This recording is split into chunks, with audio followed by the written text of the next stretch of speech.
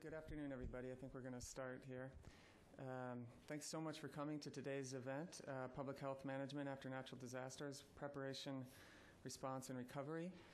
My name is Gib Clark. I'm the coordinator of the Global Health Initiative and Program Associate with the Environmental Change Security Program, the two programs that are putting on today's event. Apologies to those of you who have heard this before, but if you're new to the Wilson Center, let me just give you a quick intro.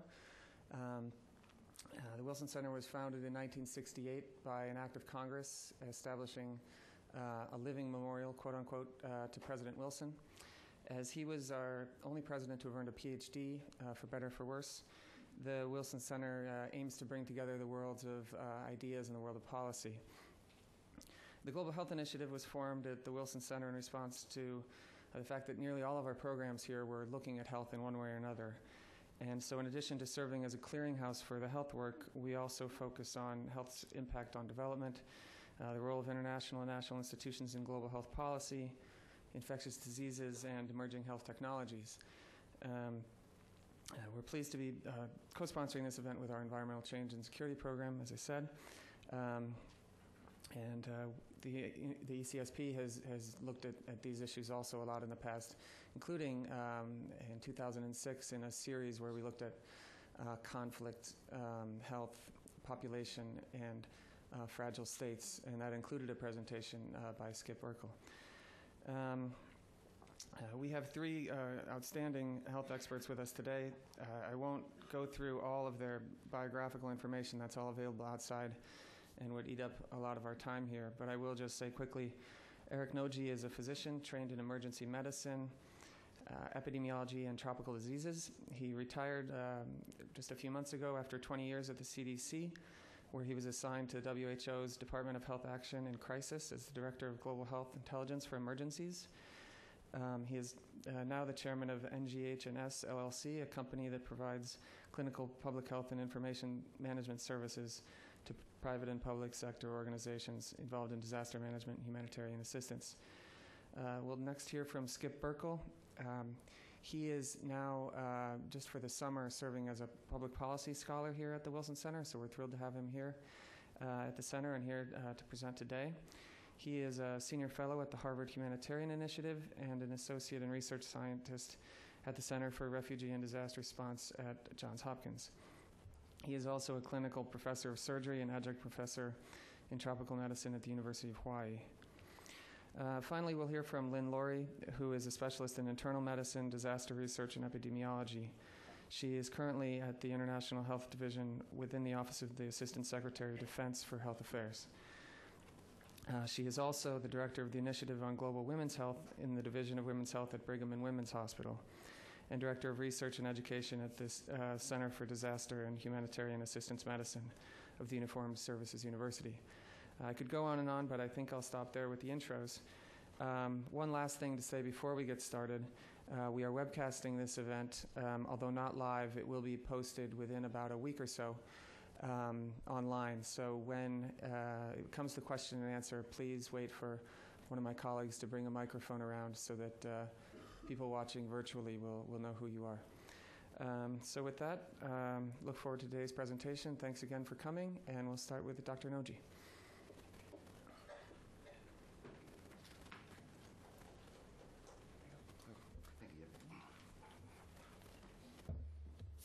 Thank you very much, Gib.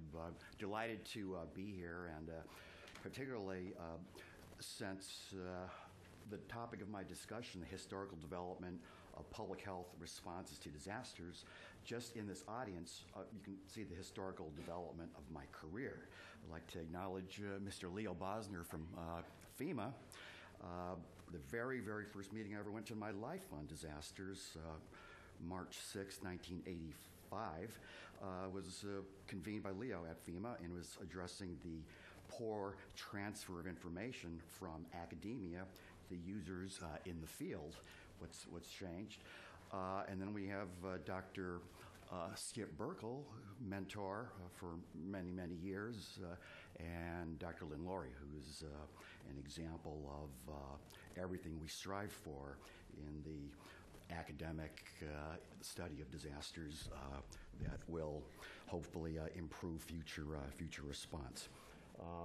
What I'm going to do is give an introduction which will lead into the presentations of the other two speakers, but when I think of the timeliness of this event, it couldn't have been more timely in terms of natural disasters. We were planning this in April and May, and just in the last month, we've had three of the most catastrophic natural disasters in the 20th century. Cyclone in Burma, excess of 150,000 deaths, earthquake in China, and then this event in Iowa, probably 100 to 500 year flood.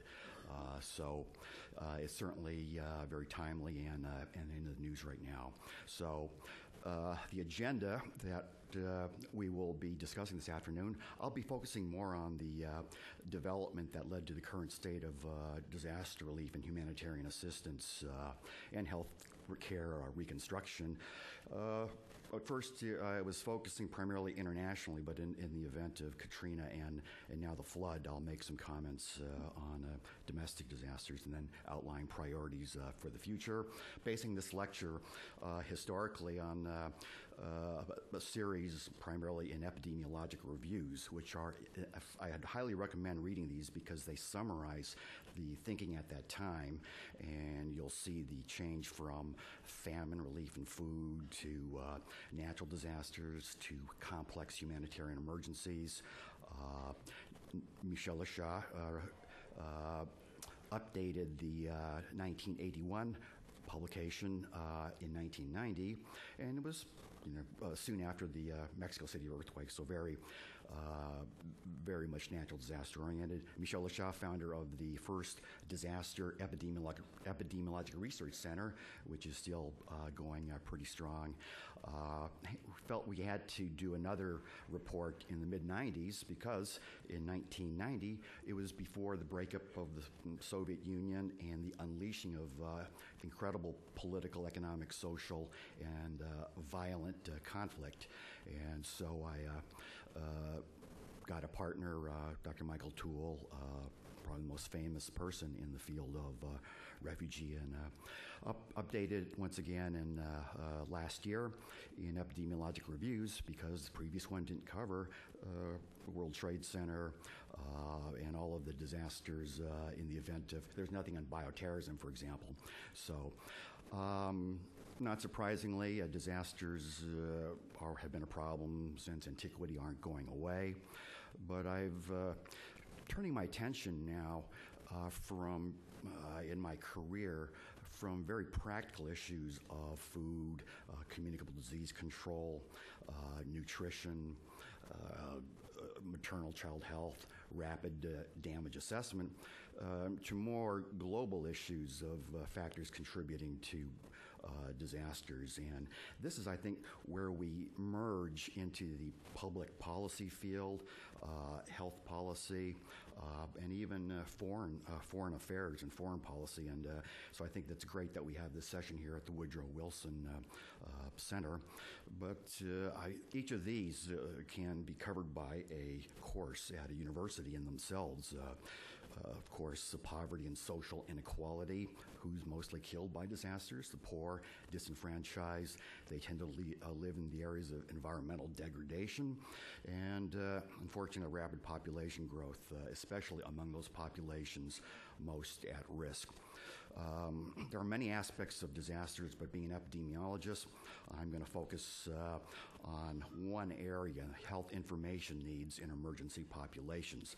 I just can't discuss communicable disease control, nutrition, vaccination programs, environmental sanitation, and then water issues. Those are tremendously complex issues. So at CDC, our major focus was establishing healthcare priorities, ensuring targeting of resources by collecting information. And pretty much, this might seem, common sense right now, But just 15, 20 years ago, it was very, very difficult to convince the decision makers who controlled transportation, communications, that there was a role for public health and data collection in a disaster. I can remember spending days just trying to convince a National Guard general to allow us to even enter a disaster-affected area. Specific example, that was Hurricane Hugo, and in 1992, Hurricane Andrew. Then they thought we were doing research. They equated data collection and trying to convince them that our data was specifically operational, that it would allow them to improve their decision making. And then you have to be P.T. Barnum. If you make wrong decisions, it's going to look bad in the press, and you might have some problems, lose your job, et cetera, and that usually worked. But Bill Foege, probably our most respected director at the CDC, really summarizes very nicely. The reason for collecting, analyzing, and disseminating information on a disease is to control that disease. Very practical. Collection and analysis should not be allowed to consume resources if action doesn't follow. So the mantra, which is ingrained into our brains our very first day at CDC, is data for decision making, which at that time was a rather novel idea, because epidemiology had been primarily a tool used by academicians. We go through time, and a nightmare for us at CDC was how do you make decisions with no data? And the classic example of that was the anthrax crisis in the fall of 2001, following the World Trade Center. Having to make decisions in the absence of data. No real experts in weaponized anthrax, although there was a string, like an assembly line of quote experts on CNN and all the major networks. And a lot of CDC's work since then has been, we have to develop a coherent, rapid process for addressing scientific issues in the midst of a crisis. I have to say that we did not do a good job in taking our information or lack of information and communicating that to the public. Do you know that in 50 years, and that was our 50th anniversary, 2001, we had never given a large-scale press conference, like as you see at the White House, where you have a press corps. And this is despite our major role in polio, smallpox eradication, West Nile virus, et cetera. None of us got training in interacting with TV and the written press. And we said really the stupid things like no comment, or in the absence of information, it's myths, rumors. They go. Like wildfire. Sometimes wrong information is better than no information. Poor performance by all of us, including myself, and then the political issues, which have been a major part of every single disaster I've been in, about 82 disasters. I don't know how to address that issue, but this is a typical day at CDC in autumn 2001, going to work, and mostly it was a pile about up to the ceiling of return a call to CNN, BBC, ABC, New York Times, Washington Post.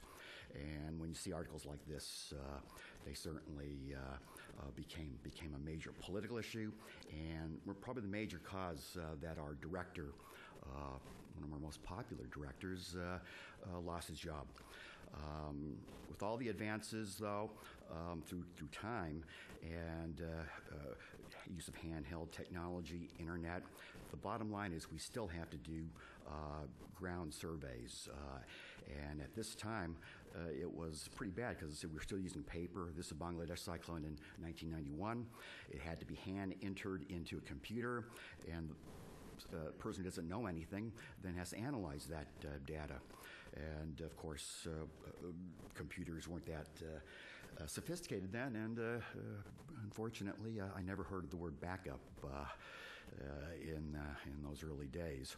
But just go through this quickly. CDC now, we finally entered the modern age, data collection using handhelds, immediate collecting them at the end of the day, and then the team would just infrared it into one handheld by the team leader. This is example of the acute disease. And then with the tremendous advances in telecommunications, et cetera, we can now quickly communicate that information to decision makers at the very, very highest levels. Now, what's also good to see is more and more documentation of these advances. I reviewed I was at the National Library of Medicine, and the number of publications in disasters this year was about 5 times greater than just 9 years ago. And Dave Bratt, a very fine field disaster responder, summarized rapid epidemiologic assessment in displaced populations. I won't go through these, but it's very, very, because I know Katrina will be discussed, but very depressing because these recommendations followed Hurricane Andrew, Hurricane Hugo, the Mexico City earthquake, reorganization of government. This was the time that FEMA had been pulled from an independent agency into the new Department of Homeland Security. Of course, need interdisciplinary research. When you think about it, only very few people have done that. Physicians working with engineers are working with social scientists. Roger Glass, who's now the director of the Fogarty Center at NIH, his studies have still not been equaled from 1976 Guatemala earthquake and a tornado in Texas. And then, of course, the bottom one, so that we at the federal government could spend more money, Centers of Excellence. When I was overseeing the Centers of Excellence at CDC before 9/11, we had 3. Last time I checked, I think CDC is funding about 175. And I lost track when I was trying to do an epidemiologic curve of the number of universities and institutions of higher learning, which are now CDC-funded academic centers for emergency preparedness. It's everything from, I think, a high school up to Harvard. Well, actually, a better example would be maybe Stanford, because I went there. And we see a lot more. You know that a field has arrived because early in my career I was told that I had no future in academic medicine by choosing a field with no distinct body of knowledge, that it was a mismatch of other specialties, and that I better look for a job seeing patients at a urgent care center. This was at Johns Hopkins, and I won't name names, but it was the Dean of Research at that time.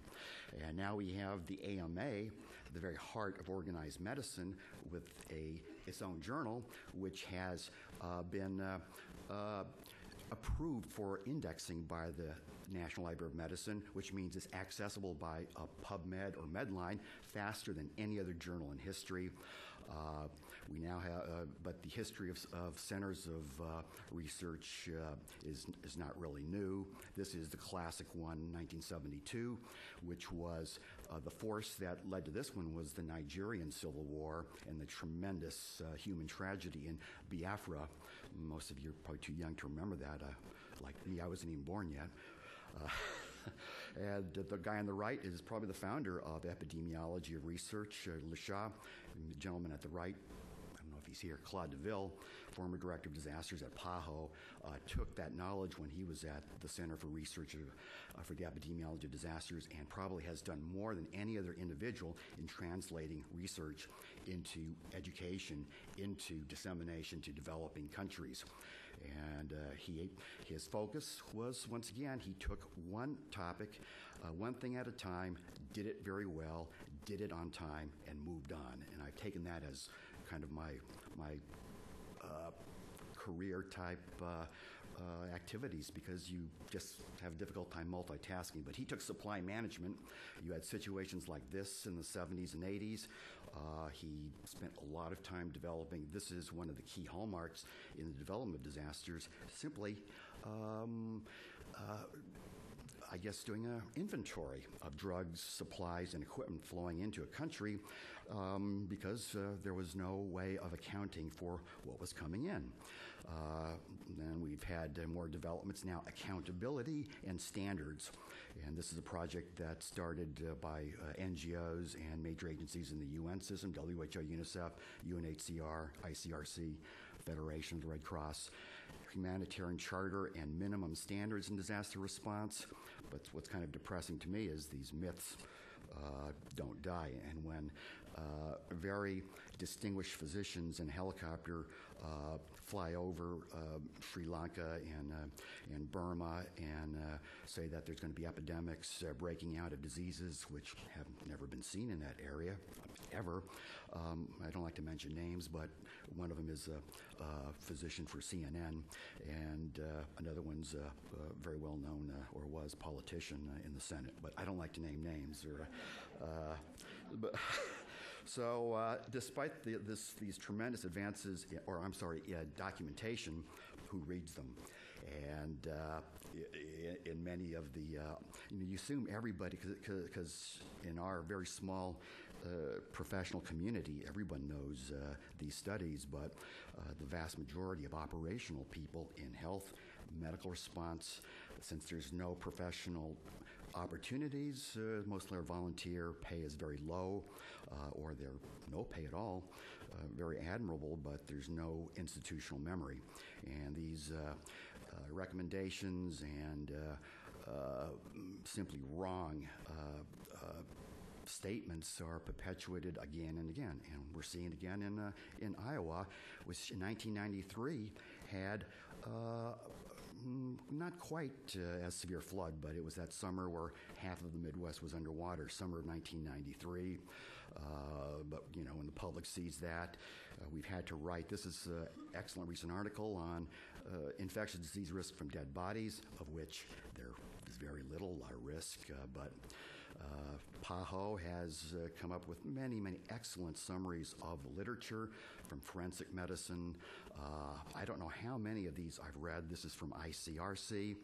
But these things can cause problems, big problems, because wrong decisions lead to decisions and lead to allocation of resources, and this diverting of resources can kill people.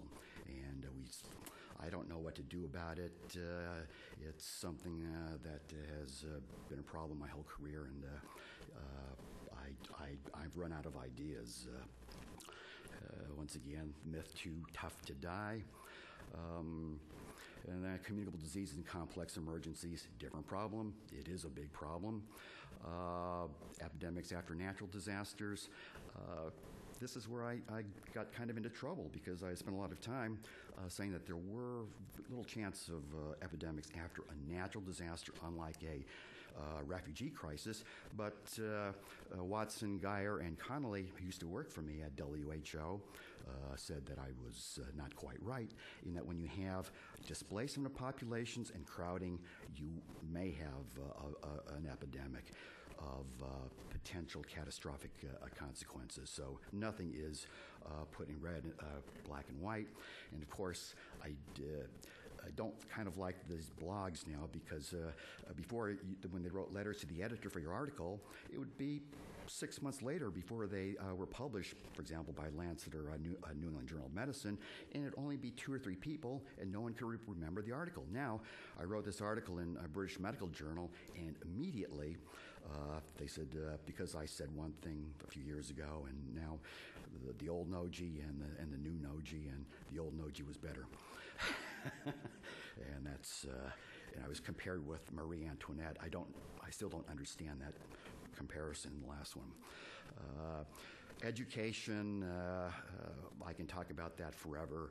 Train the trainers. Once again, since there's no career path, the person in charge of disasters internationally in the ministries of health and even state health departments are usually the newest, most inexperienced person, and he gets dumped emergencies as this person's response. But as they get promoted, they move out of that area. So you can train. We did a survey at WHO. 2 years later, not one of the persons we trained was still in charge of disaster response. These are issues which my colleagues will cover. Issues of accountability now. Money is getting tighter, and for some reason, the donors want to know how we're spending the money. Before they would say, here's $1 billion, go out and do good. Those were the good old days. Military involvement, once again, they have the lead role now. That's end of discussion. They have the lead role.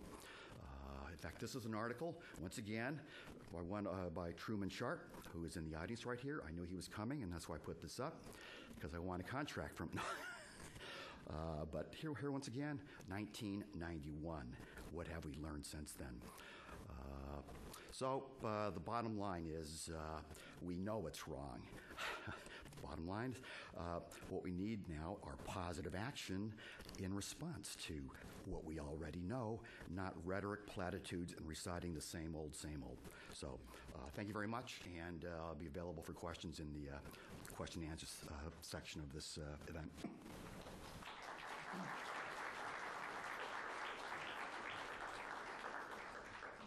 Okay, thank you very much, Dr. Noji. That was excellent. Dr. Noji and Dr. Burkle's presentations will be available also online. They already are. So if there are any of those citations or any of those other slides you want to get at, please go to our website, wilsoncenter.org, and click on the Global Health Initiative. Thanks, Gib, and thanks, Eric. It's a pleasure to be here. I'm going to drill down in somewhat of a little bit different direction, but really a concept of a common thread that is beginning to emerge in the way in which we are looking at all disasters, but certainly large-scale natural disasters. Now, don't look at the print, but just focus on the figure itself.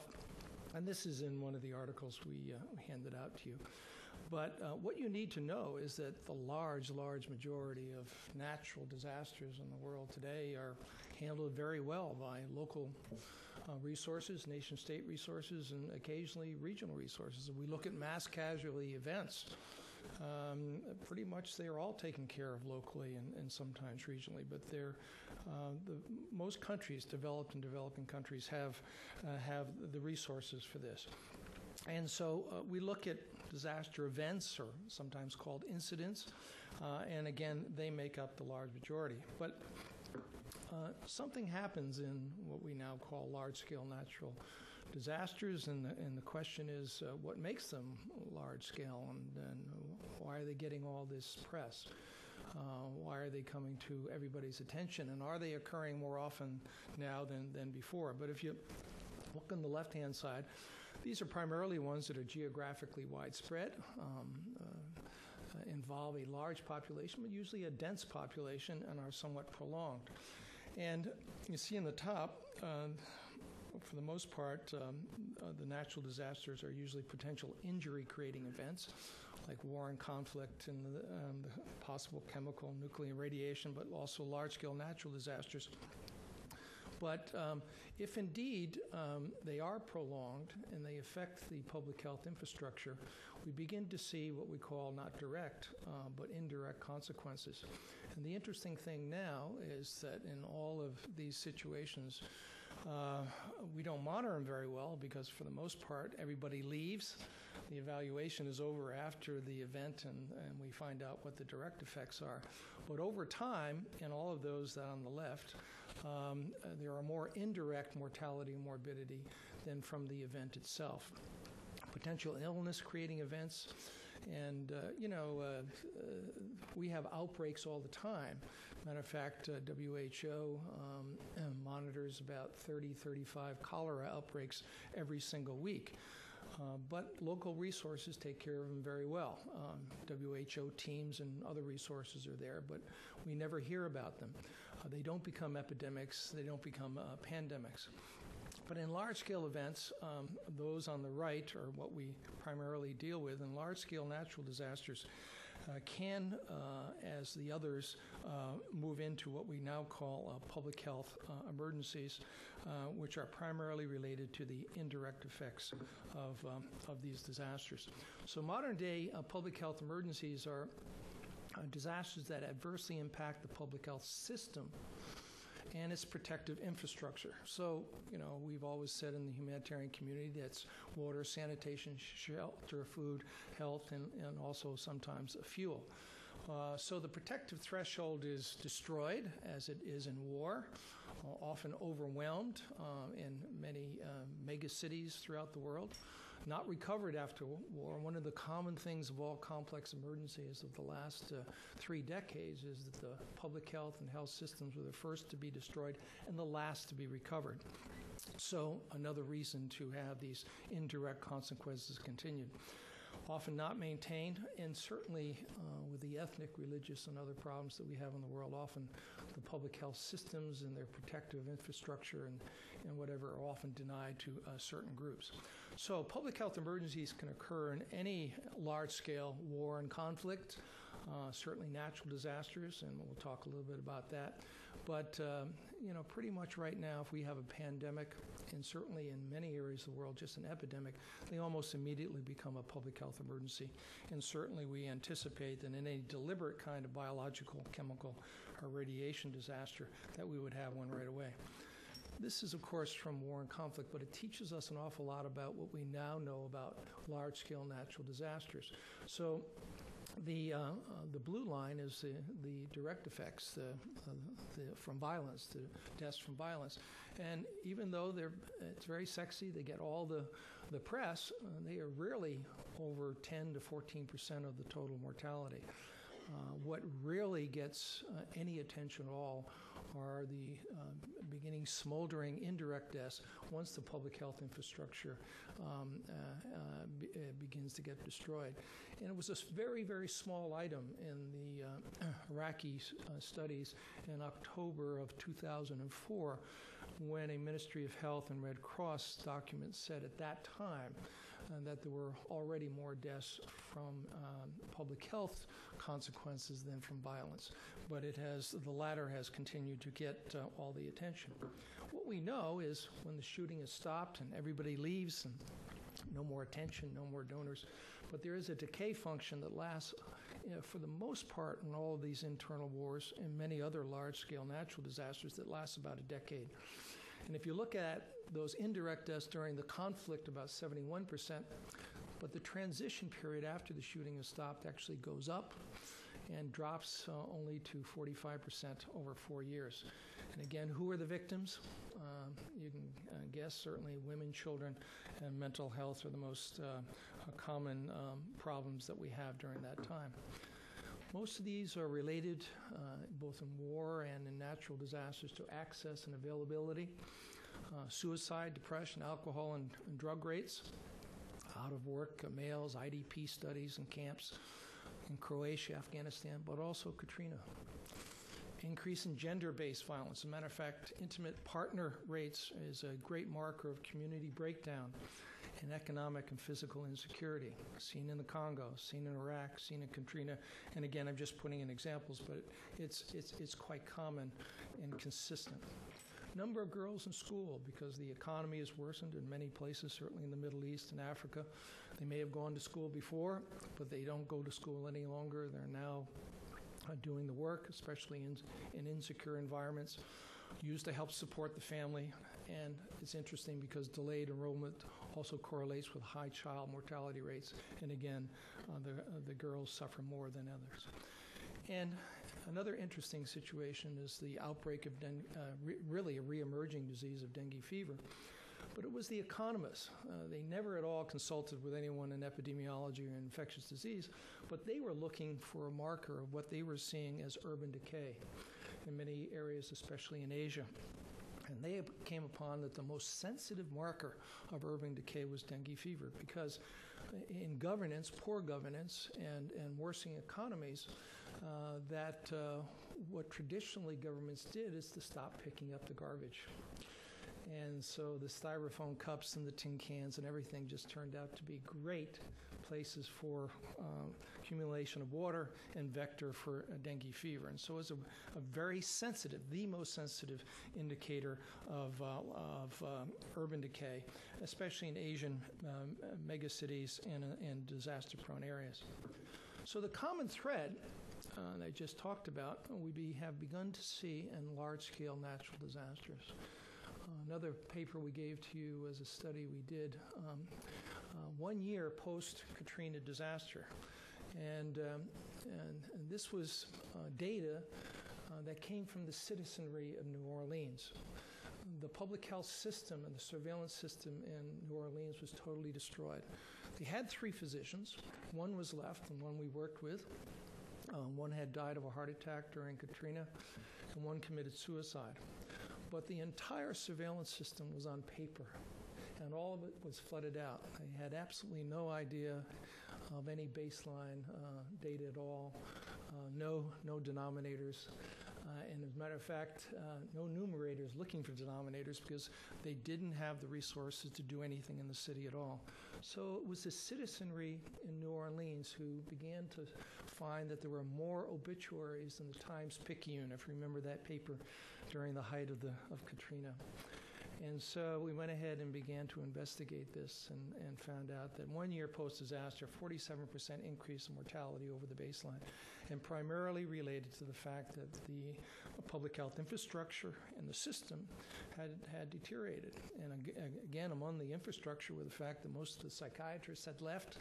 A charity hospital, if you have never been there, a large institution, one of the largest in the country, totally folded. It doesn't exist anymore.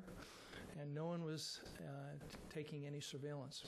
Matter of fact, the editorial comment with the article compared what had happened to New Orleans to the same kind of data that we were seeing post-conflict in Sierra Leone and Liberia. And the Indian Ocean tsunami, I mean, there's more money thrown at that still coming in, more money than any other disaster. As a matter of fact, comments made, we don't know what to do with it all. If you read any of the Lancet articles about 2 years post-tsunami, large gaps in shelter, sanitation, potable water, health facilities, and a severe health worker crisis. So again, all related to what we put under the category of public health infrastructure and system. And the perfect storm that we're still witnessing, but again, right from the get-go. And again, it's what you start off with, but very poor baseline epidemiology, very high underage 5 mortality rate. Infant mortality rate, why is that important? Well, the infant mortality rate is just not, some pediatrician taking care of a neonate. Really, the infant mortality rate reflects governance and transportation and communication, education, so many things. And so it's why we tend to see it just in well-developed countries. But very high in Miramar, malnutrition rate, of course, high. But example of profound political repression, it has one of the worst corruption rates in the world, and unrepresented minority groups like the Karen, which of course just happen to have large pockets in the Irrawaddy Delta. And like Haiti and other places, expansive deforestation done in the Delta areas, so they took down the protective mangrove forestry and replaced it with shrimp farms and rice paddies. So with the climate changes that we've seen, the warming Indian Ocean, a soaring storm intensity, heavy rainfall, and a very low vertical wind shear that propelled the wind at low levels right across the delta, moved in about 25 miles, as you know, to about 25 feet. So everything sort of came together, and this is the kind of thing that we're seeing. So it's almost like a multidisciplinary kind of storm that occurs, and much of it is related to man's failure. So what we see in public health infrastructure and systems is we're seeing a rapid increase in the density of populations, overcrowding, so high density and large numbers of people in disaster-prone areas, about 78 million people per year. In some of our mega cities in Asia, they're increasing 1 million people every 6 months. Who are these people? Well, whether it's in Africa, which now about 67% of the population live in urban areas, or Asia, they are most often, if you look at what the classical person moving in there is a widowed or single woman with 3 to 5 children with no resources at all, but seeking resources and security by going to the city, which they often don't see.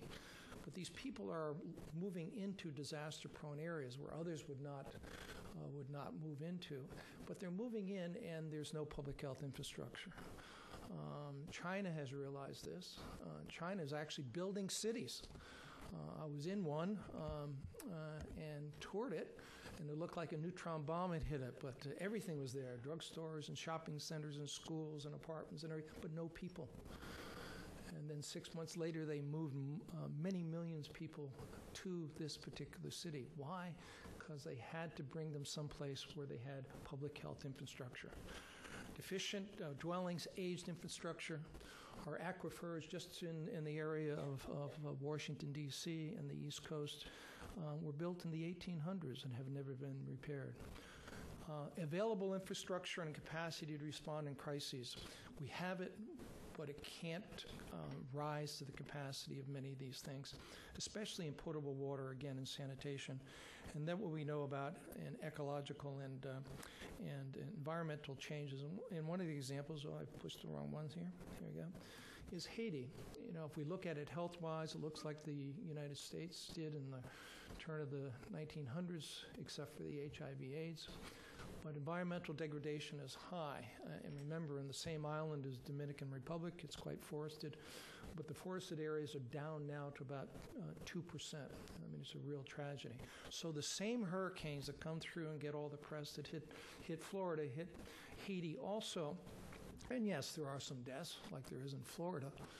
But after it passes, so after the direct deaths, at least 3,000 in one of the last hurricanes of last year. There were about 3,000 deaths just from the flooding and the mudslides, okay?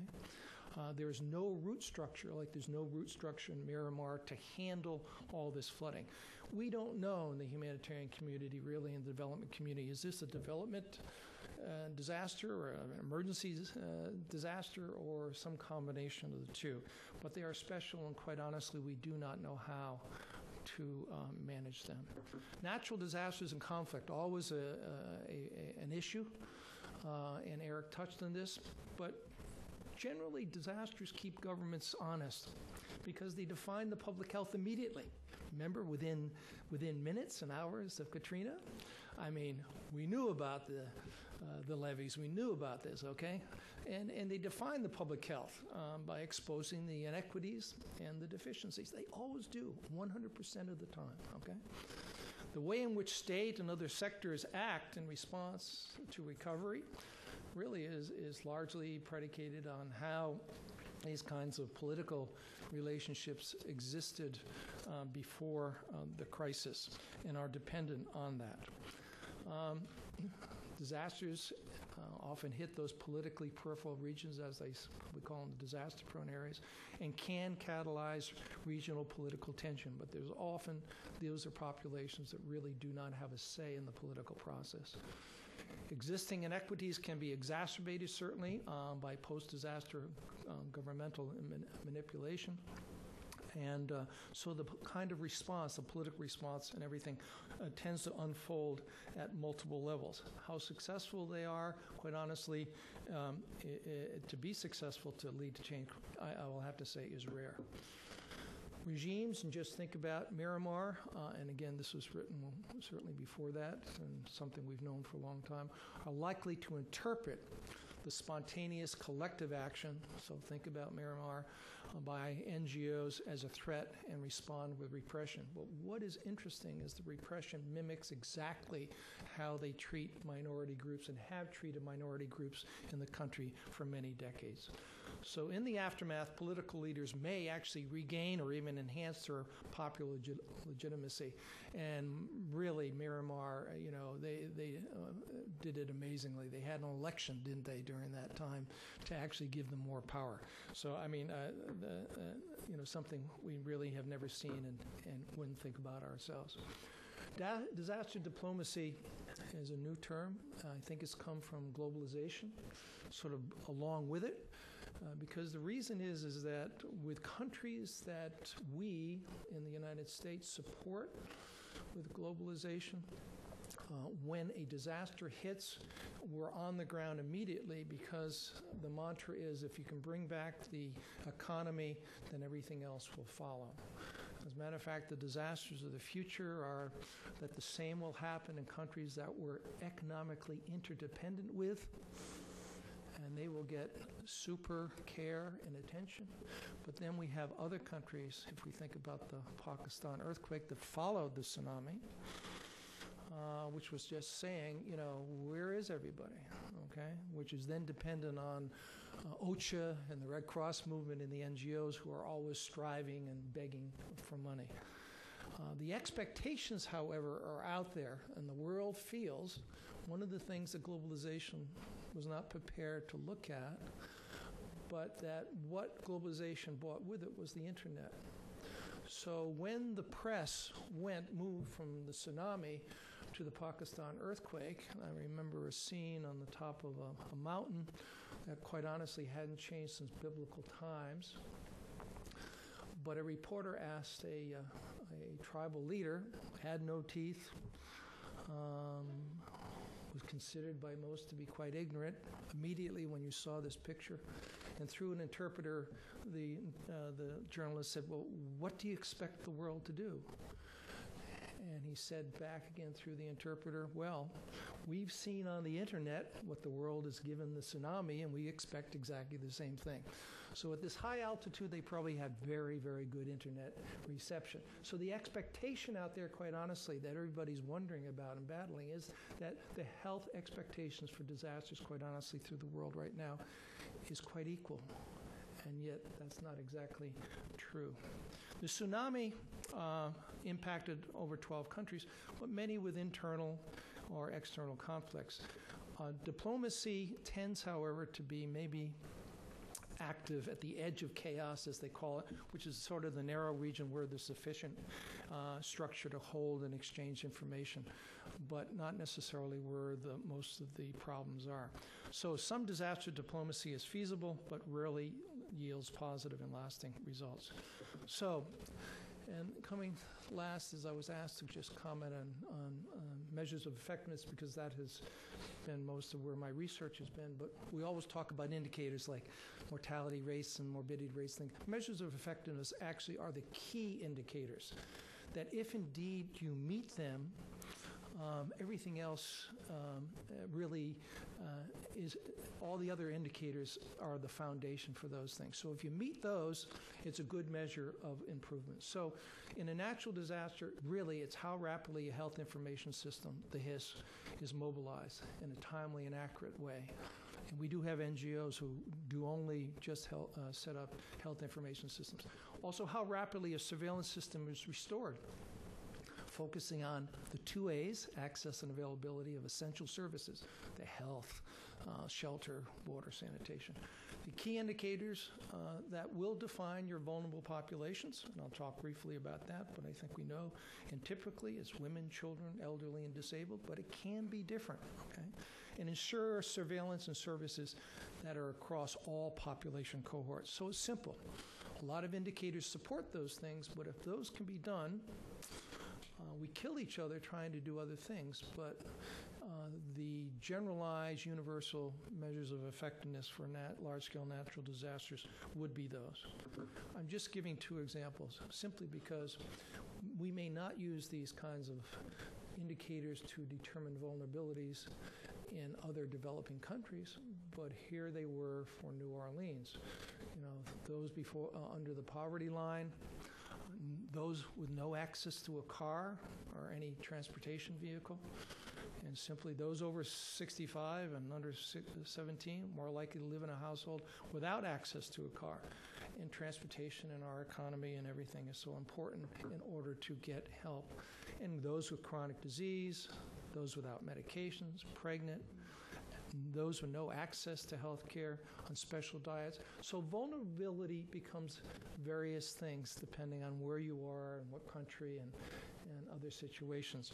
But we have to have, and we have the capacity to determine these vulnerabilities before disaster, but unfortunately they are usually not done until after, and this was done after Katrina. So everybody's thinking about infrastructure. and everybody knows. But the one common thread that we have throughout the world is that we have not kept up with our infrastructure. And that's quite honestly what makes the difference between a large-scale disaster being something we can manage and something that we cannot. Thank you very much.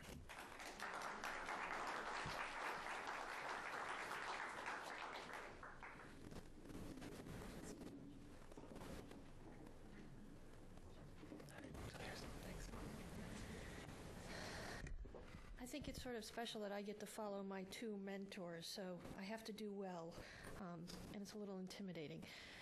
What I'm going to talk to you about is more about recovery and the issues that happen in a disaster that impede recovery. And one of the things that I discovered in my career is that over time, and in places where political issues are a little sticky, the classification of displaced is really important. Are they internally displaced? Are they refugees? Are they what we called our Katrina evacuees? Or are they simply displaced? And the reason the classification is important is if you're overseas and you're a storm-displaced person and you cross a border, you're now a refugee. That means that your issues are now to be dealt with UNHCR versus the country of your origin. The same thing follows here. If we are displaced in our own country, we too are IDPs.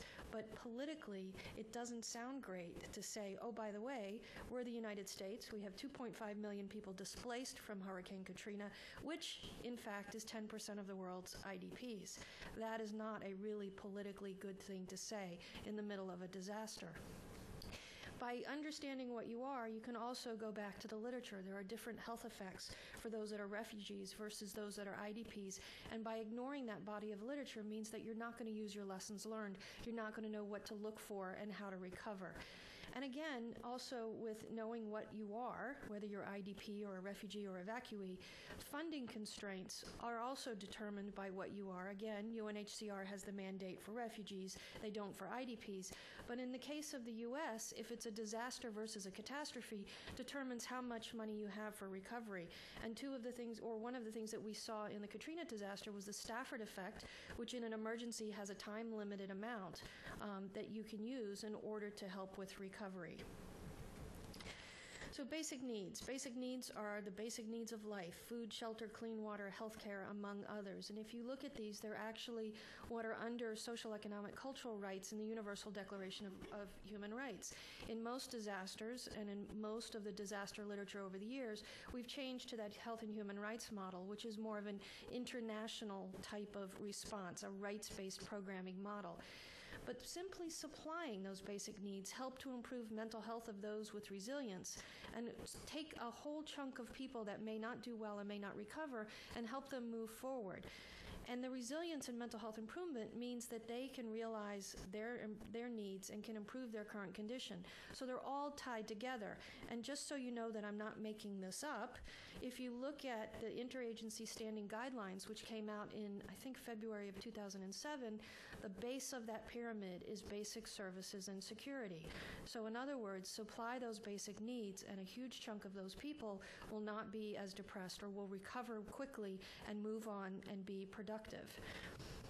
So let's take a look at an example. If you look at Katrina IDPs, and this is our own population in our own country, shelter, security, and transportation were the most commonly reported problems. Remember, basic services and security. They, too, pointed out that we missed those basic needs. Average household salaries dropped from near poverty to poverty level. 16% reported not having enough clean drinking water, and only 13% boiled their waters, health, sanitation, food, and 47% reported significant dietary changes since the hurricane. Again, we missed somehow in getting those basic needs, and just so you know, this was a year after the hurricane, not at the height of the hurricane. Again, remember I said if you supply basic needs and you give them security, that mental health will improve. Well, when we did a survey of those Katrina trailer parks, 50% of respondents met criteria for major depressive disorder, 7 times the U.S. national rate. Reported suicides were 15 times the state's baseline rates, and suicide attempts were 79 times the baseline attempt rates. 50% of the respondents did not feel safe in their trailer or community, and more than 75% said that any form of counseling would be better. And they didn't just need psychiatrists and psychologists, social workers, religious leaders, any type of community support they could get. Now, Skip also touched on another issue that comes up. Women and children are usually the most vulnerable. There has been, at least in every hurricane that I reviewed, a suggestion and anecdotal evidence that there are increased calls to crisis centers, and particularly rape crisis centers, and increased reporting in emergency rooms and health clinics of women reporting violence. And sure enough, we decided that we wanted to document this for sure. And the lifetime rates of intimate partner violence in Katrina trailer parks of 25%, which was nearly triple the national rate. We redid this study 2 years later. This data has not come out yet, but it remains the same, which means that that gender-based violence issue is not going down. It's not getting better. It remains triple the yearly baseline rate in those areas. As Skip said, healthcare access is always an issue. In the middle of a natural disaster, public healthcare infrastructure can be destroyed. Even in the best societies, the public healthcare access can be destroyed. I think Katrina is an example of this. And that includes not just health clinics, but water and sanitation, health services, roads to be able to get ambulances to where you need to go, homes and food distribution. Again, all those sort of basic needs that you need to take care of. And if you look at healthcare access 2 years out from Katrina, 80% of respondents had at least one adult household with a chronic condition, 30% had a child with a chronic condition, and less than half of the respondents in the trailer parks, and we're talking 130 plus trailer parks in Mississippi, less than half had health insurance. And individuals with problems accessing prescription medications at the time, either they couldn't afford them or they couldn't find a healthcare provider to provide them, more or less because they didn't have a general healthcare provider and they were still relying on emergency rooms and urgent care clinics. So in conclusion, those planning and leading recovery efforts have to understand internationally displaced persons in a more global context. You can't just call them, quote, evacuees or displaced. Otherwise, you miss all the lessons learned and things that we know have happened in the past. And you tailor post-disaster recovery program to well-developed international models of rights-based care, paying attention to basic needs, understanding IASC guidelines for mental health, again, providing basic needs and security. And without adequate resources and access and availability to health care, internally displaced will not have the opportunity to help themselves, and they will develop long-term reliance on already stretched local and federal funding, as well as international funding if it's in a disaster that's protracted in an international area. Thank you.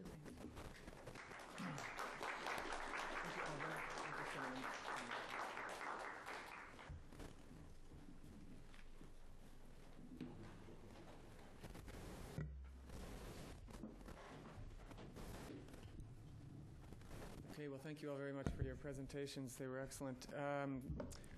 As I said earlier, we're webcasting this, so just wait around for a microphone and let me know your question. Who wants to get started?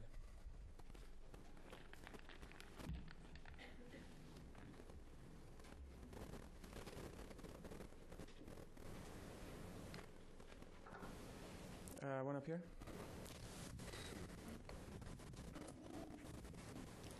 I'm Jane Henrici with the Institute for Women's Policy Research, and I wanted to know if you were continuing to follow morbidity rates in New Orleans. Specifically, I'm curious about New Orleans, but obviously the Gulf Coast in general post-Katrina, and that's for all of you. And then specifically, in addition, are you breaking down those morbidity rates now among women and different age groups? That is to say, women of different racial and ethnic categories and of different age groups. Thank you. We actually looked at just the overall mortality rate in the last, over 2 years past Katrina. And the rates were high, not as high as they were in the beginning, and they were sort of mid-level country rates. They weren't low, but they were still above what you would expect. And unfortunately, we did not break them down as per groups that were more vulnerable than others. And the 47% increase in mortality, again, this is a crude number, but we are now in the throes of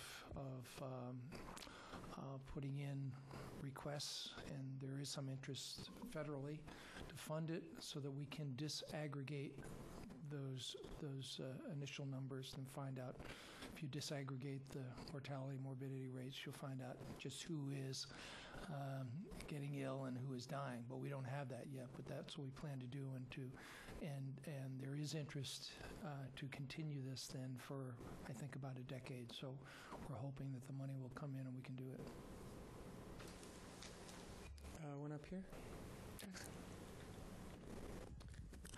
I'm Allison Palzer with Population Action International. You mentioned, sorry, my brain just stopped working. You mentioned gender-based violence in post-disaster Katrina, but do you have numbers for gender-based violence in other nations, particularly international poverty populations, where they also have that gender violence problem?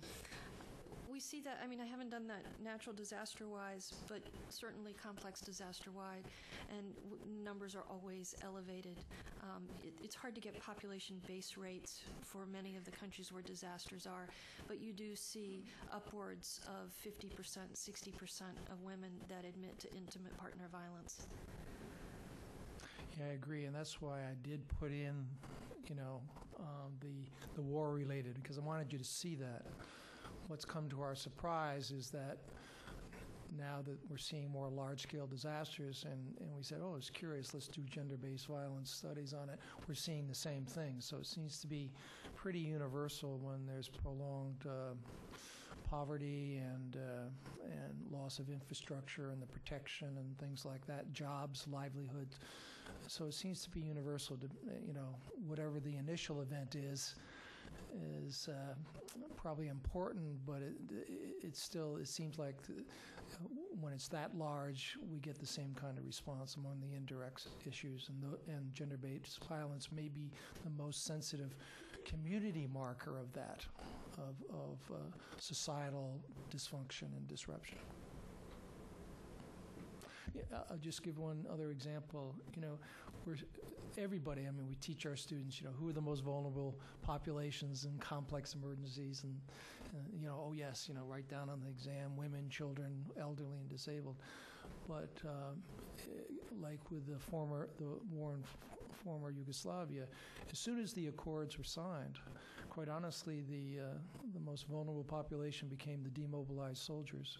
So the Serb soldiers, the Serbs who were in Bosnia, Herzegovina, and Croatia, who were now forced to become refugees in Serbia. They hadn't lived in Serbia before, but they were in camps. A lot of people didn't realize that. Their children were not allowed to go to school. They couldn't get jobs. They still had their weapons. And they said, if things aren't going to improve, we're going to go back fighting again, okay? And we see that. We saw that in South America. We saw that in Africa.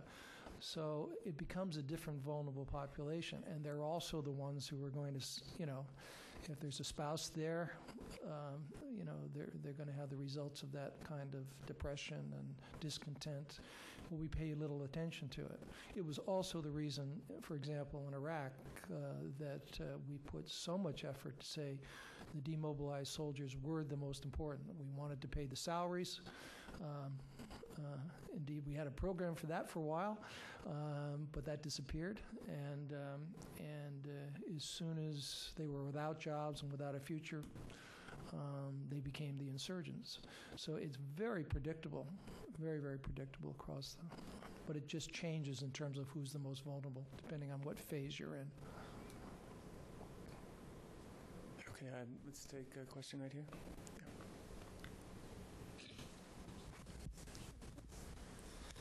This is a question for Dr. Lawry. I know that you started to get into the distinctions between, how we label people after a natural disaster, whether it's IDP or evacuee or refugee. And I know that a lot of the people who were evacuated from New Orleans to Texas and other states, felt like refugees more than anything else and felt discrimination. But can you elaborate a little more on why these distinctions are important, as far as whether it's the funding they receive or the time allocations, etc. I think if we look at what happened in Katrina, we labeled them as evacuees. In fact, the press called them refugees, which of course was not correct. They went to another state. Now, arguably, some states you would consider yourself a refugee. If you're born and bred in one, the other one is. But you're actually an internally displaced person. I think evacuee was a very convenient term to use because if you consider yourself a, quote, evacuee, or if the politicians and the government and the media call you an evacuee, it means you evacuated and you're going back. And in fact, for many, this was not the case, and still the case, that they evacuated and they have nowhere to go, or they've completely resettled in another area of the country where they had not planned to do on their own. It's important if you look at it because we know that IDPs fare worse, mental health-wise, healthcare-wise, than refugees do. If you have to pick up and go to another country and you have to integrate within that system, perhaps healthcare is better, then that sort of holds true. In our case, with IDPs, we have people who live in the first world who believe that it can all be fixed. And what we've come to realize is that it can't all be fixed. We still don't have a solution for those that are in travel trailer parks in Mississippi, Alabama, and in Louisiana. And so I think there was a huge problem with that because the mental health of these folks who couldn't repair what was lost and still can't, but yet still can't understand why that's not happening in our own country.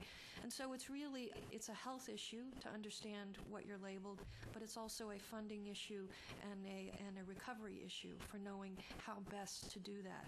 And one of the strongest predictors of improving the health of internally displaced is actually housing. Thank you. Okay, Jackson, towards the back there.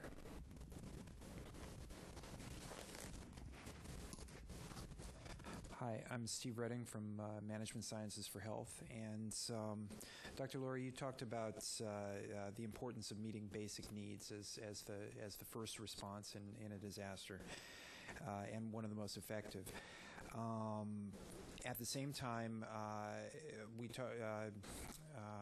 Dr. Burkle talked about the importance of infrastructure and long-lasting infrastructure, and that being a factor in vulnerability of disaster-stricken populations. It seems to me it's a question of short-term versus long-term and how to make the transition. And there are a number of organizations who specialize in the short-term needs-meeting business of disaster response, and other organizations that specialize in long-term building of health systems that are sustainable. I was wondering if any of you had any thoughts on how effectively to make the transition, because in international public health, that's one of the toughest nuts to crack, is making that transition between disaster relief and long-term health system development. I think that's for you. I think it's for all of you. Unfortunately, I mean, that was a $64,000 question. I see the problem as people saying, well, whose responsibility is it? Who funds what? And I see that as a problem. Certainly it was a problem in Iraq. And while some projects were getting a lot of attention, the public health system was falling apart right in front of them. And that has been seen before. I just don't think we have a system yet that well defines the process that we should approach these things. And so I've never been very comfortable with, the emergency side is mine and the sustainability side. And until that's settled and there's a better system that approaches this and better funding to approach it, I'm 68 years old now, and I thought by 40 all of this was going to be solved, and it's still not. So I don't know. I think it's the next generation's need to do it, but we're just not very good at it. And still, a big part of that also is, as soon as the shooting has stopped, let me tell you, people disappear. There's no more interest in donations, and so we talk about sustainability and moving into development, but it's just so slow that in that, what we say in Hawaii, that puka, that big spot in between, more infrastructure falls. And that's probably why, the indirect deaths actually increase up to 83% in that Central African study that I showed you during the time right after the shooting has stopped. And I think that's what happens also with the natural disasters. I mean, once it's over with, you just don't find the press, you don't find it, and everything is slow to do, and we have planners that come in, it's real slow, but they do, you really have to get that infrastructure back very, very quickly, and you have to sustain it. We just don't have, I don't think even our studies, the way we teach our next generation who are going to respond to this, we just teach them in that way. So I think your question is very important, and I'm embarrassed that my generation hasn't solved that we should have. A good example of where this lack of good transition. Let me step back. This one, once again, was identified by probably one of my heroes, the late Fred Cuny. 1984, probably the best book that I've read in disasters, very simple, and when I was teaching courses, I used it for introductory courses in disaster public health. It's called Disasters and Development by Fred Cuny, 1984. And he noticed that, particularly using some excellent case studies where, as Dr. Burkle said, a natural disaster leading to political change. One example would be the cyclone that hit Pakistan, or East Pakistan at that time, 1970.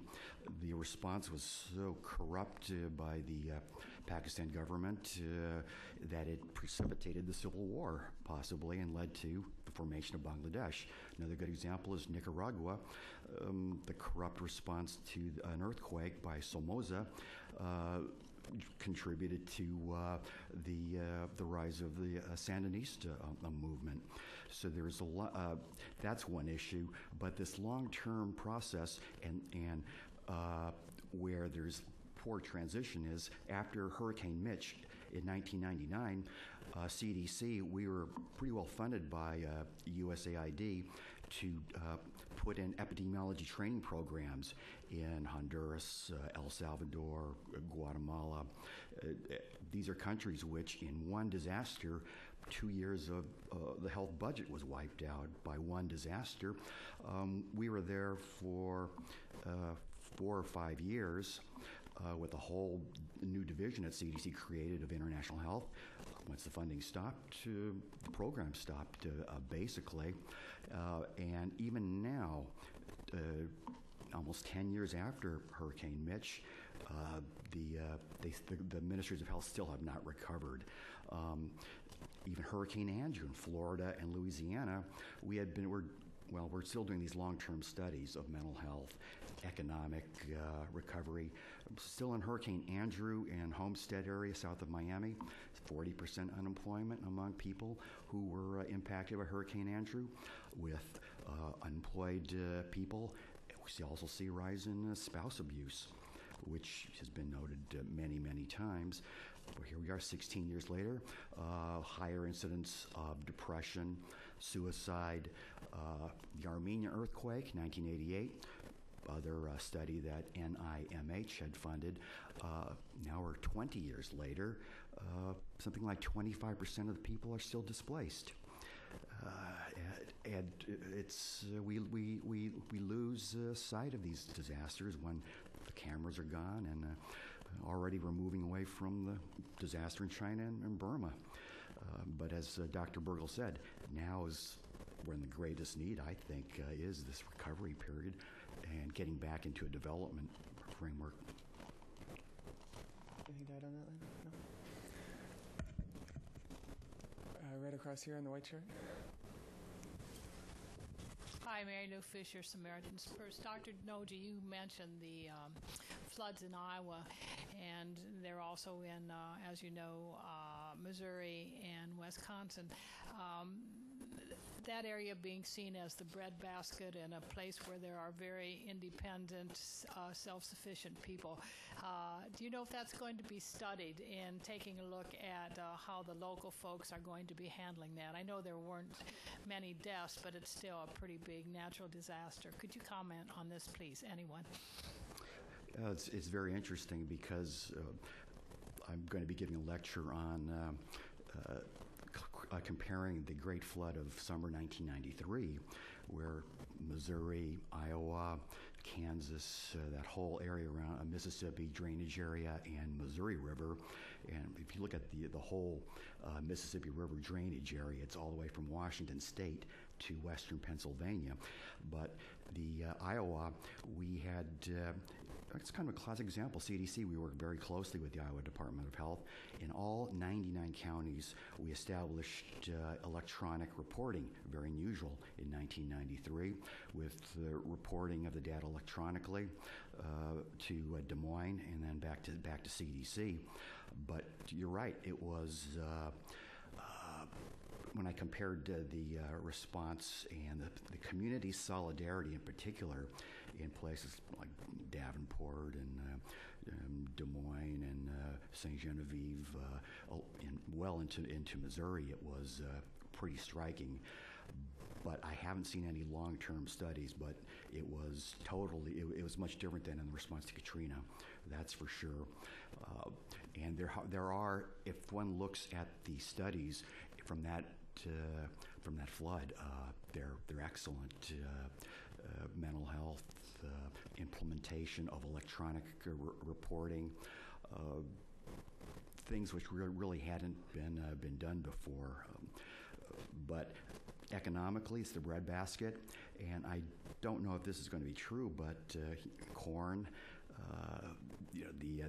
I was watching CNN, and they were saying a significant part of the corn crop is gone. Well, with our fuel crisis right now, is this going to further impact on the gasoline prices, which everything is dependent on gasoline, and certainly healthcare infrastructure even. But you have a good question of the cultural background of a community, and is that, and there is a large literature on that in the social science area. Leah? Yeah, right here. Yeah, hi, Leo Bosner, retired FEMA. A question I'm thinking about here, all of you mentioned how some of these disasters have had really terrible severity, in part because of environmental degradation that had taken place. The logging went in, the trees got cut down, then terrible mudslides occur, and so many more thousands of people might die, or hundreds of people who would have been saved otherwise. A lot of this, I know, has been sort of ignored in the past by our public institutions and the governments, but now with a greater concern about global warming, and with the new administration coming in next year, do you see any opportunities where the public health leadership or some of the writers might start to weigh in, trying to add a chip to the environmental movement and to the environmental degradation improvement, to say, look, it's not just a matter of global warming or not just a matter of the polar bears, but if you can do some more things to stop the mudslides and stop the forests from washing into the rivers, you're going to cut down on a lot of your health and medical consequences of future disasters. I mean, I don't know how much of a difference that would make, but it seems like a lot of the yes, no, and the stuff is a matter of political will at the top. It's not a matter of technical skills of a clinician. Do you think that any health, you're going to start seeing public health or CDC articles pushing environmental issues as a way of mitigating future public health consequences of disasters? Leo, where I've seen that, and it's very, very heartening, is the World Economic Forum, which, as you know, is the largest gathering of power, industrial, corporate sector, everyone from Bill Gates to U2 is there, Angelina Jolie, et cetera. But the theme of last year was global warming. 2 years ago, last year was environment, energy security, and last year was the very first year where there were specific segments, modules on public health and public-private university partnerships, and the discussion the private corporate sector working with the public health sector was going on simultaneously with the focus of the whole meeting on global warming and energy security. So I think the private sector is an area that is going to be one of the major driving forces in the next 10, 15 years. I'd have to add that, institutional, just pick on one like WHO, which if you went there a decade or so ago, you'd just see essentially health providers. But all those organizations, certainly WHO as an example, is now they have social scientists and anthropologists and political scientists and all the rest. We haven't been that good about multidisciplinary approaches and even studies and writing, because we tend to focus in on our own journals and other things and giving speeches. But I think you're going to see a change in that with a more multidisciplinary approach to trying to solve the problems. I think somewhere down the line, we have to look. Well, a couple things have to happen. First off, public health has to be above politics. It isn't now, and I mean, we can find fault in the United States, in Myanmar and China and every other place. We just haven't looked at it, and we've been playing games with it. But public health has to be seen as a security issue worldwide, and it has to have its own international monitoring system. Because it does cross borders. The big experiment in doing that and testing out the limits of sovereignty of countries has been the international health regulations, the IHR, that has been around for a long time, but the latest IHR of 2005 that resulted from the SARS. And it's being tested every single day and whatever against sovereignty issues. But if that makes it, study it, because it's a big experiment in terms of, are we still focusing on countries, or do we really have a global focus, and can we make regulations? And public health has to have that same kind of issue. I mean, we're not going to handle a pandemic, for example, without a pretty solid public health infrastructure throughout the world. But we haven't graduated to that because we've been so nation-state centric. But I think that's what these public health emergencies, whether they come from natural disasters or they come from internal conflict, is revealing to us, really.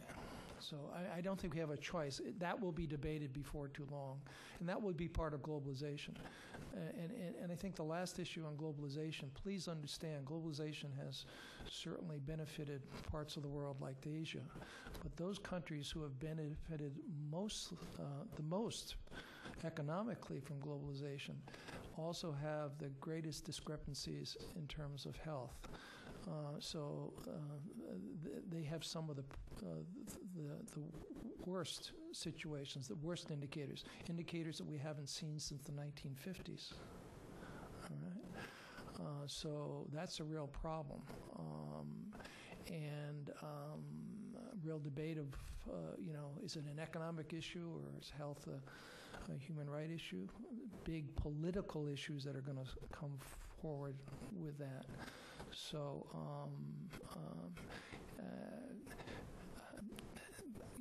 that has to be addressed along with it, and that has to be a multidisciplinary approach, because right now the economists are looking at it just on an economic issue. And that's where and a lot of that is in the disaster-prone areas that I talked about. So when there is a disaster there, you're going to certainly see a large population without this advantage. And with the privatization, there's less money going towards public health facilities, public hospitals, which is most common in those countries that we were just talking about. So they've been underfunded. So we're producing a real monster here. So we do need to have a global look at public health security. And then we'll bring all of these things, I think, under one umbrella, but we're just not there yet.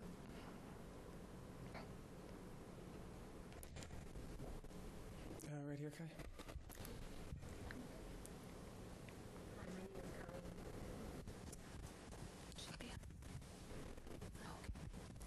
Hi, my name is Colleen. I'm with Health and Human Services. My question is for all three speakers.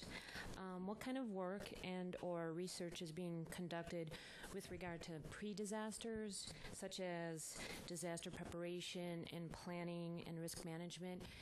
Are you seeing the two fields kind of work together, or is it kind of split down, deal with the disaster and not much being done before an actual disaster occurs? I can only speak for, actually, in terms of funding for research on disasters, it's magnitude greater now compared with prior to 9/11. Usually there's a spike in federal funding when there's a disaster, and agencies, if an earthquake, agency like U.S. Geological Service benefits. Hurricane, there's funding and goes boop for NOAA, National Weather Service.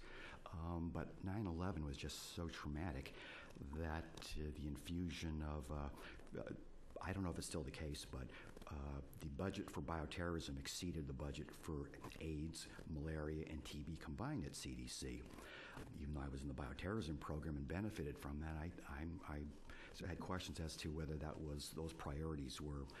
In retrospect, that led to a lot of funding of new staff, a doubling of the size of the Epidemic Intelligence Service program, and was able to be focused on everyday problems like the current problems with tomatoes and salmonella. But your question about research, I mean, National Institute of Mental Health, they've got a whole research division now on disasters. HRSA has a program on disasters. Hospital preparedness, surge capacity planning. The National Library of Medicine, they've established 7 centers of excellence in health information technology, second generation internet. They're working with Google, Intel, the Google Stanford initiative, and and of course doing funding of research in that area. So CDC, of course, National Institute of Allergy and Infectious Diseases, they have pretty robust program. Radiation emergencies, every type of disaster you can think of, natural disasters, technological disasters, radiation, transportation. Transportation now, it's HHS is working with the Department of Transportation because of the fear of transmission disease in planes, and they're studying air currents in various types of commercial aircraft, and how's that, and they map where the passengers are. For example, bringing extreme resistant tuberculosis in, or pandemic influenza. So everything from a pandemic disaster, yes, so HHS, but the problem is coordinating all this, and there's a lot of duplication. I think the question is interesting because most of the disaster research and disaster management has always been crisis management. So it's all lessons learned. It's never going back. And in fact, most times we don't even go back to the lessons learned. We start right back with the next disaster with the same problems we had previously. I think with the frightening media effects of avian influenza, the Katrina disaster, that was enough to sort of push us to say that we probably do need more research and more coordination pre-disaster so that we don't make the same mistakes that we do. And in fact, there is a Homeland Security Presidential Directive, HSPD 21, that was signed by the President that said that there will be a national center for disaster preparedness, et cetera. And if you look over the years, and I think Eric had the slide, the number of disaster centers and disaster preparedness and the amount of dollars coming from Congress to groups, academic groups, as well as other groups in universities to look at these issues has increased. And my only concern is that it may not be well coordinated. There are lots of centers out there, but none of them really talk to each other, and there's not a sort of concise voice of what their they're doing what they should be doing, and the places that they could do the things better than others. And so it's not, because there's a great number of tasks that need to be split up. It's not everybody should be doing the same thing. It's almost like the NGO community. The NGO community finally, semi-coordinates so that they don't do the same program in the same area of a country. It's the same thing with the disaster researchers and centers of excellence. Even within one institution, Hopkins has 7 public health and medical federally funded programs. One program funded by the medical office in the Department of Homeland Security. They have another one funded by CDC. They have another one funded by HRSA. They have one funded by NIAID for emergency vaccination. The Johns Hopkins Applied Physics Laboratory has a humongous DoD grant for use of a lot of the DoD databases for TRICARE, for example, for pandemic surveillance. I know that the Department of Epidemiology at Hopkins has another grant from NIH working on the same thing, surveillance, but they don't talk with each other.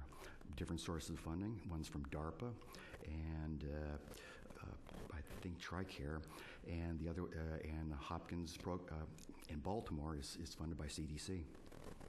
So when you ask me, is there research being done in public health? Yes. Another one, earmarks. Loma Linda University has a public health center of excellence, which is funded through TATRIC, Telemedicine Advanced Technology in Fort Detrick, which I never heard of, but does the same thing as CDC Centers of Excellence. But it came through a specific congressional earmark. I would just simply round it out by saying no one does prevention very well, and it's not very popular, and it's never funded very well. But if you look at it, just bringing in the codes for building codes for earthquakes, the same earthquake strength can occur in San Francisco, and you get minimal deaths in some other place in the developing world, and you have thousands of deaths. It really does work. But the point also is that when it's done and it's very selective, it benefits the part of the world that probably is less apt to suffer those disasters. Certainly, the deep sea indicators for undersea earthquakes. We have them around Hawaii, but we don't have them in the Indian Ocean. And but it takes an event to sort of push it, but it's still not there. I think, though, the multidisciplinary approach to some of this will probably push more of the prevention aspects, but we are far short of it. Certainly in my career, we've always talked about prevention, but no one seems to fund it or work on it very much. Okay, well, I don't see any other hands, and that's actually a good thing because we've pretty much run out of time. So I'd like to thank everyone again for coming, and thanks for 3 great presentations and so many good questions. And as I said earlier, you can find this online in about a week, and please feel free to send it to whoever you like, and we'll see you soon.